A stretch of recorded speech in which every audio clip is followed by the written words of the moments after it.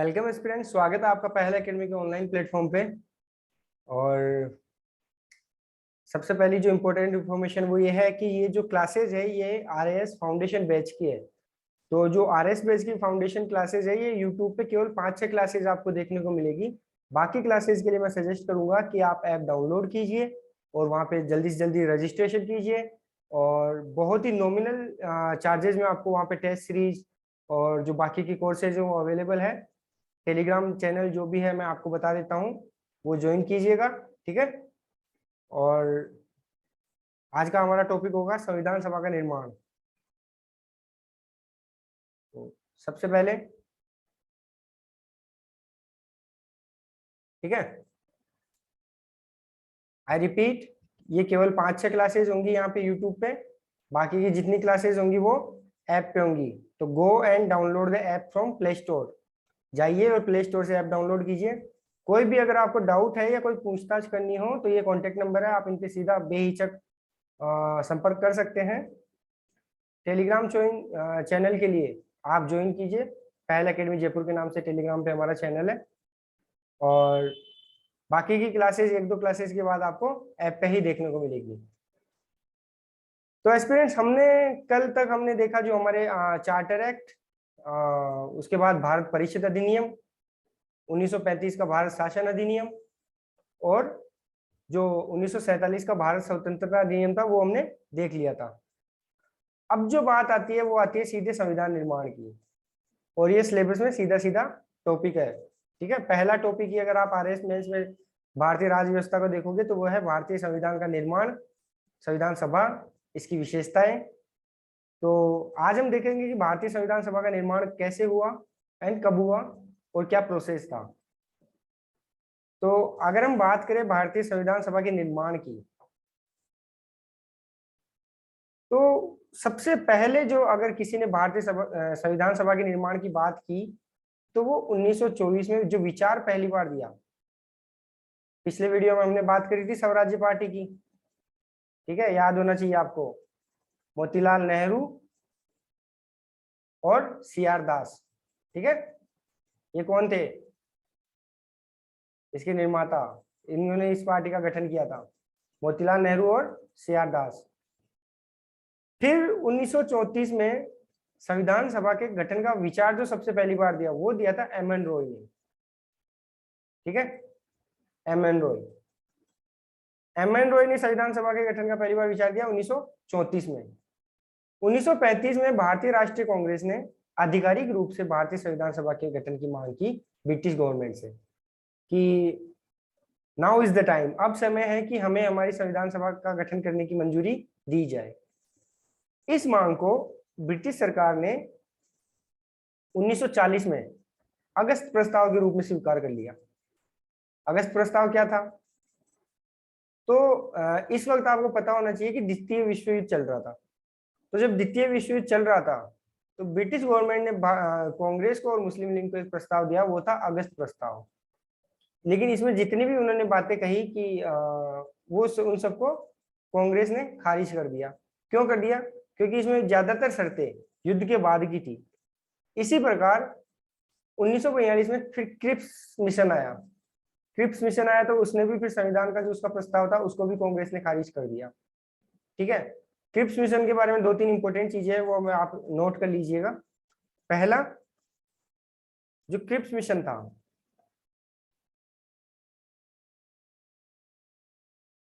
उसको गांधी जी ने कहा कि ये तो पोस्ट डेटेड चेक है, ठीक है। पोस्ट डेटेड चेक मतलब बाद की तारीख का चेक, ठीक है। पोस्ट डेटेड चेक का मतलब होता है बाद की तारीख का चेक। क्यों कहा ऐसा? क्योंकि जितनी भी गारंटीज ब्रिटिश सरकार ने इस क्रिप्स मिशन में दी सारी थी कि आप हमारा साथ दीजिए युद्ध लड़ने में। क्योंकि उस वक्त क्या हुआ था, जो रंगून था, रंगून ये म्यांमार के पास था। तो जापान की सेना ने रंगून पे अधिकार कर लिया था। तो जो भी सीमावर्ती इलाका था, ब्रिटिश गवर्नमेंट को डर था कि युद्ध में वो अपना वहां का क्षेत्र है वहां का अधिकार ना खो दे, तो उन्होंने भारतीयों का साथ मांगा। तो उसको फिर गांधी जी ने क्या कहा? पोस्ट डेटेड चेक, बाद की तारीख का चेक।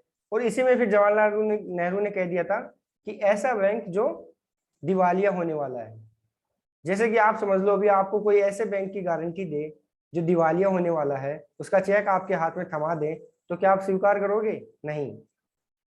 फाइनली 1946 में कैबिनेट मिशन योजना को सभी दलों द्वारा स्वीकार कर लिया गया। ठीक है, ये संविधान निर्माण के लिए जो संविधान सभा का गठन हुआ था वो कैबिनेट मिशन योजना के तहत हुआ था। तो इसके सदस्य Lord Patrick Lawrence, sir Stafford और एवी अलेक्जेंडर थे। कौन कौन थे इसके सदस्य? Lord Patrick Lawrence, sir Stafford और एवी अलेक्जेंडर। किसके सदस्य थे कैबिनेट मिशन योजना के? कब आई? 1946 में। 1940 में आया अगस्त प्रस्ताव, 1942 में आया क्रिप्स मिशन, और क्रिप्स मिशन जो था वो आया था मार्च 1942 में, और इसी में 1942 में ही भारत छोड़ो आंदोलन भी हुआ था अगस्त के आसपास। ठीक है, वो आप आधुनिक भारत में बहुत अच्छे से पढ़ोगे। अभी हम बात करें भारतीय राज्य व्यवस्था की और संविधान निर्माण को पढ़ रहे हैं, तो ज्यादा कंफ्यूज मत होना। फिर भी अगर आपको कोई डाउट होता है कमेंट बॉक्स में आप शेयर कीजिए, अपने डाउट्स क्लियर किए जाएंगे। And I repeat, please video पूरा देखें। अगर ये वीडियो नहीं पहले वाले वीडियोस नहीं देखे हैं तो वो जरूर देखें, उससे आपको समझने में आसानी होगी। तो बात हो गई फिर कैबिनेट मिशन की। कैबिनेट मिशन के बाद जो कैबिनेट मिशन की मुख्य बात थी वो ये थी कि दो राष्ट्र होंगे, भारत पाकिस्तान, और जो दो संविधान सभाएं बनाएंगे। तो ये मांग किसने करी?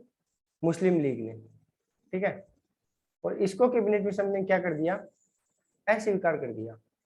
ठीक है, मुस्लिम लीग ने क्या मांग करी कि हमें हमारा एक अलग राष्ट्र बनाने दिया जाए और उसका एक अलग संविधान हो।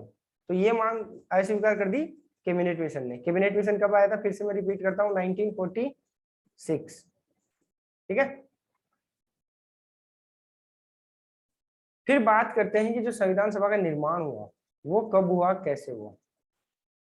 तो संविधान सभा का जो गठन था फाइनली कैबिनेट मिशन के आधार पर 6 दिसंबर 1946 को हुआ।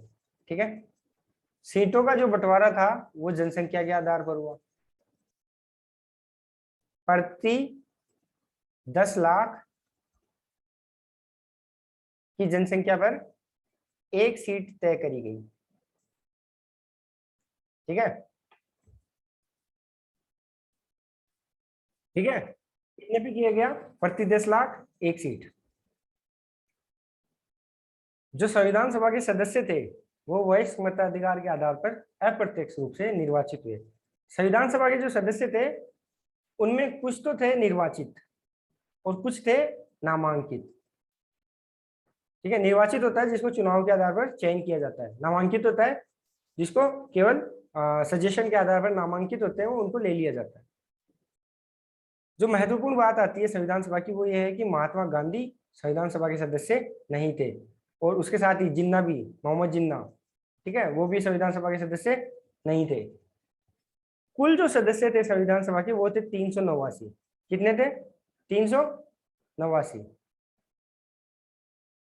जिसमें से ब्रिटिश प्रांत के 292, चीफ कमिश्नर क्षेत्र के 4 और देसी रियासतों के 93 सदस्य थे। अगर इसमें से RS प्रीम में क्वेश्चन पूछा जाएगा तो ये पूछा जा सकता है, ये सदस्यों की संख्या दे देंगे आपको और पूछ लेंगे कि कौन सी जगह से कितने सदस्य थे, तो ये याद रखना।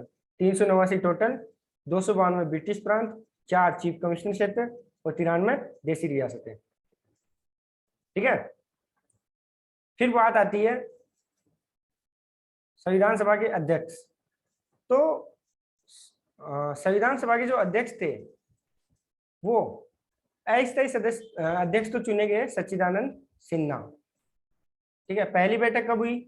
9 दिसंबर 1946।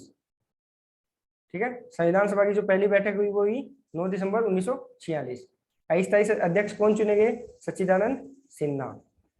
फिर बाद में स्थायी सदस्य के रूप में डॉक्टर राजेंद्र प्रसाद को चुन लिया गया। ठीक है, उपाध्यक्ष 2 थे, HC मुखर्जी और VT कृष्णमाचारी। ठीक है, उपाध्यक्ष कौन कौन थे? HC मुखर्जी और VT कृष्णमाचारी, कंफ्यूज मत होना। और अगर तो HC मुखर्जी तो जो थे वो थे हरेंद्र कुमार मुखर्जी। ठीक है, सॉरी, हरेंद्र कुमार मुखर्जी। ठीक है, एच.सी. मुखर्जी। और जो वी.टी. कृष्णमाचारी थे, तो उनका जो नाम था वो था वंगल तिरुवेंकटाचारी कृष्णमाचारी। ठीक है, ओके, ध्यान रखना ये बात। तो ये तो हो गई बातें संविधान सभा की, जो कार्यवाही कार्यवाही हुई और अध्यक्ष और उपाध्यक्ष की। फिर बात आती है, जो नेक्स्ट चीज इसमें आती है वो है उद्देश्य प्रस्ताव। उद्देश्य प्रस्ताव जो है वो संविधान सभा की जो पहली बैठक हुई थी वो कब हुई थी? 9 दिसंबर 1946।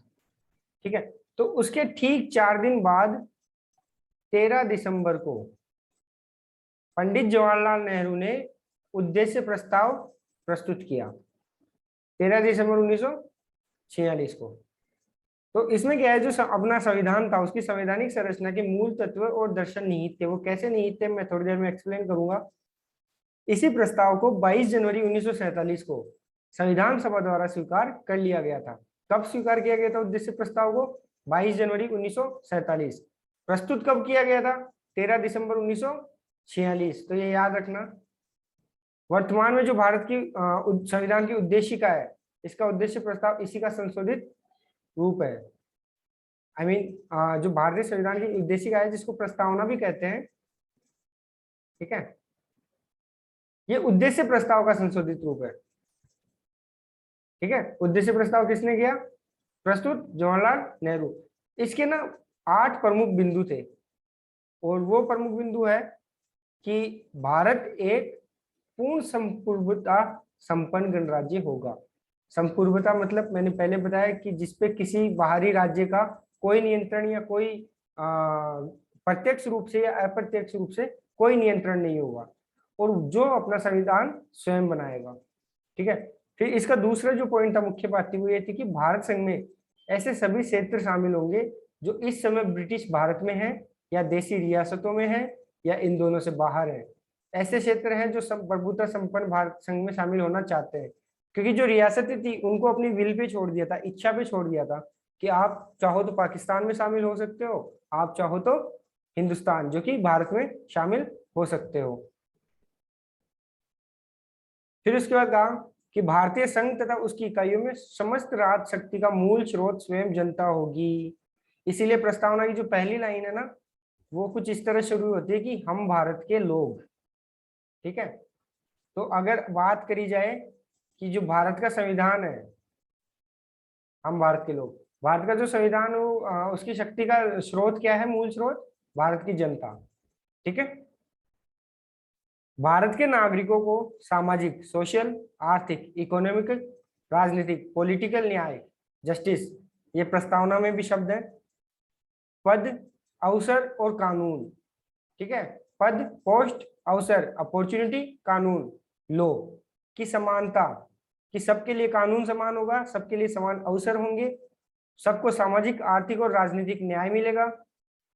ठीक है, विचार, भाषण, विश्वास, व्यवसाय, संघ, निर्माण और कार्य की स्वतंत्रता। स्वतंत्रता किस किस चीज की? विचार, थॉट्स, भाषण, एक्सप्रेशन, जो आप भी एक्सप्रेस कर सकते हो। आज भी हम पढ़ते हैं ना अनुच्छेद 19 में, आर्टिकल 19 में।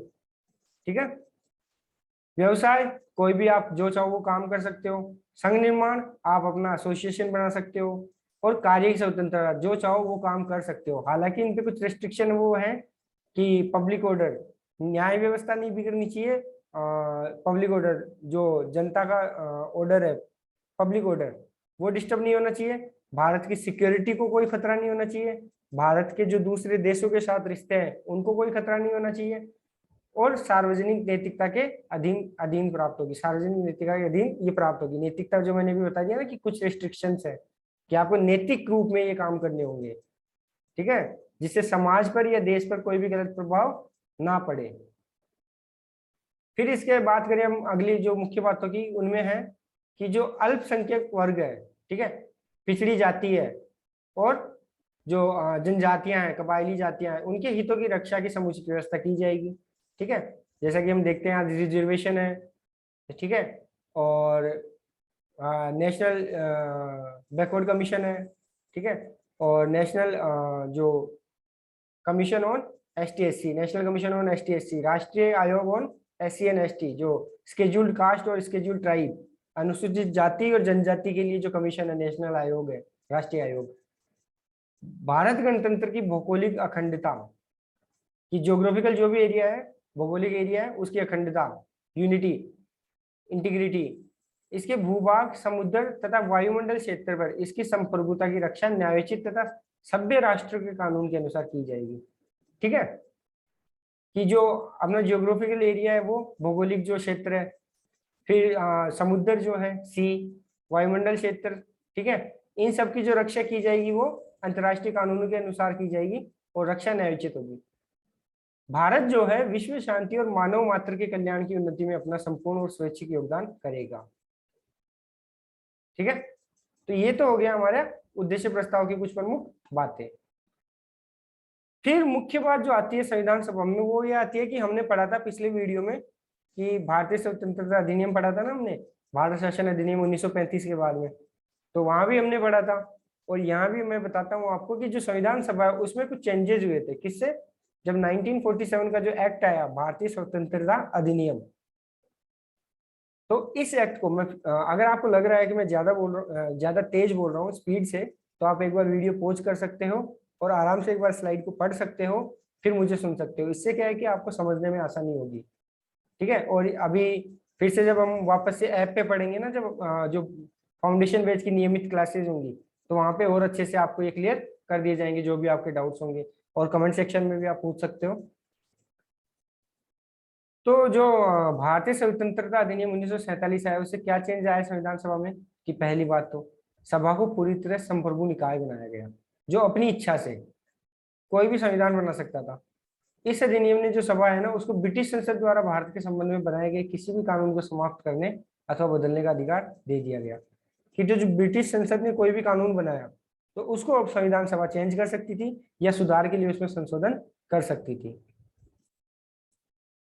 इसके साथ ही क्या हुआ दोस्तों कि संविधान सभा एक विधायिका भी बन गई, लेजिस्लेचर भी बन गई। विधायिका क्या होती है? जो कानून बनाती है। तो अब संविधान सभा के दो कार्य थे। पहला कार्य क्या था? कि एक स्वतंत्र भारत के लिए संविधान बनाना, दूसरा देश के लिए आम कानून लागू करना। अब संविधान सभा के कितने काम हो गए थे? मुख्यतः दो काम। पहला, संविधान सभा के रूप में कार्य करना, और दूसरा भारत के लिए आम कानून लागू करना। हालांकि दोनों कार्य अलग अलग दिन करने होते थे। ऐसा नहीं कि जिस दिन संविधान बनाने के लिए संविधान सभा की बैठक हो रही हो उसी दिन वो आम कानून बनाने के लिए भी कार्य कर ले, नहीं, दोनों के लिए अलग अलग दिन कार्य करने थे। तो जो संविधान सभा है वो स्वतंत्र भारत की पहली संसद भी बनी। तो जब संविधान सभा है ना, संविधान सभा की तरह मिलती थी, तो उसकी अध्यक्षता कौन करता था? डॉक्टर राजेंद्र प्रसाद, हमने पढ़ा था अभी।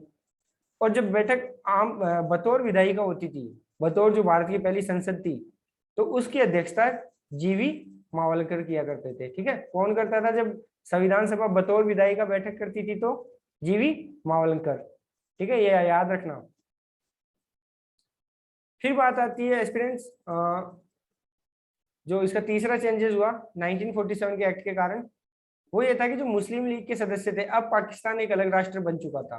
तो पाकिस्तान में जो शामिल हो चुके क्षेत्रों से रिलेटेड जो भी मुस्लिम लीग के सदस्य थे, वो भारतीय संविधान सभा से अलग हो गए। और इसका फर्क ये पड़ा कि अब संविधान सभा में 389 सीटों के बजाय जो संख्या थी वो 299, 299 तक आ गिरी। ठीक है, सदस्य कम होंगे ना अगर सदस्य जो अलग हो जाएंगे संविधान सभा से मुस्लिम लीग के। कौन से सदस्य अलग हुए? जो पाकिस्तान में हो चुके क्षेत्रों से रिलेटेड थे। ठीक है, अब ये तो हो गया संविधान सभा का संविधान निर्माण का कार्य। इसके लिए बेसिकली जो संविधान निर्माता थे उन्होंने लगभग 60 देशों के संविधानों का अध्ययन किया था, अच्छे से इंस्पेक्शन किया था, उसके बाद हमारा संविधान बना था।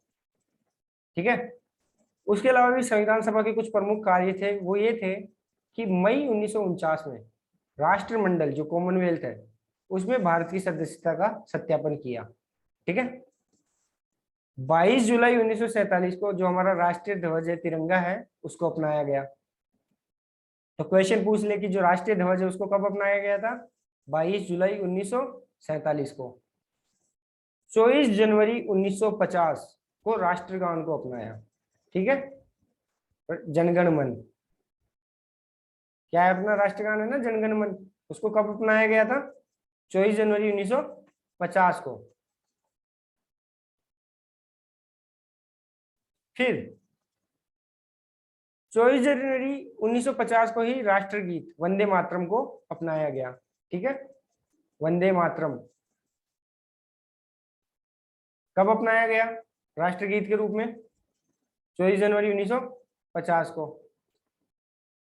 फिर 24 जनवरी 1950 को डॉक्टर राजेंद्र प्रसाद को भारत के पहले राष्ट्रपति के रूप में चुना गया। तो 24 जनवरी जो है ना, उसको 3 काम हुए मेजर 1950 में। क्या क्या? राष्ट्रगान, राष्ट्रगीत, और डॉक्टर राजेंद्र प्रसाद भारत के स्वतंत्र भारत के पहले राष्ट्रपति। राष्ट्रीय ध्वज कब अपनाया गया? 22 जुलाई 1947 को।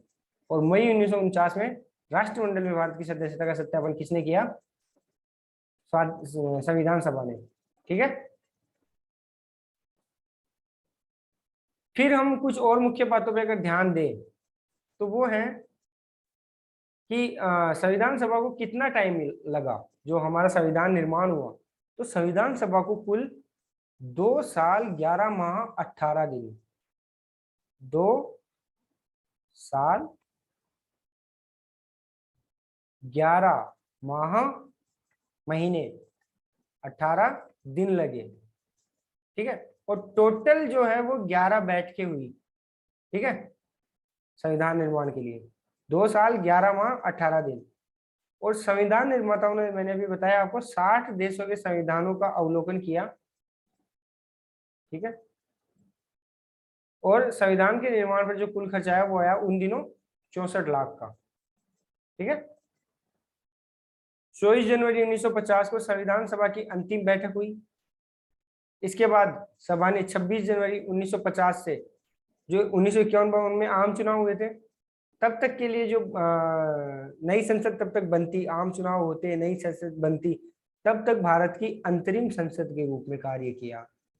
ठीक है, संविधान सभा ने। अभी मैंने बताया, वापस से एक बार रिपीट कर देता हूँ कि संविधान सभा के 2 प्रमुख कार्य थे। पहला था संविधान का निर्माण। ठीक है, संविधान का निर्माण। तो संविधान सभा की, जब संविधान सभा के रूप में बैठक होती तो अध्यक्ष कौन होता था? राजेंद्र प्रसाद।